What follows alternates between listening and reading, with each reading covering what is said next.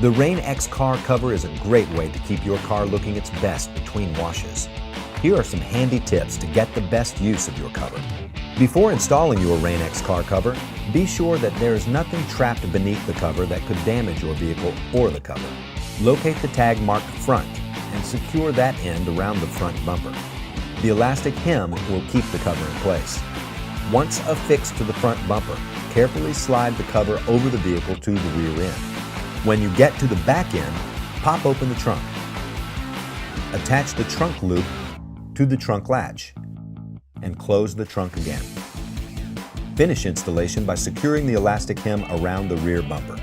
All car covers come with hook and loop straps and an elastic hem to aid in securing the cover to your bumpers. Grommet holes on both sides of the cover are also available for tie-down purposes.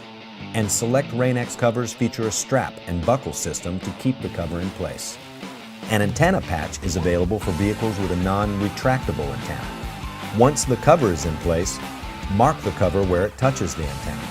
Apply the adhesive-backed patch to that spot and create a hole in the center of the patch for the antenna to slide through. Protect your investment and extend the life of your car with a Rain-X car cover.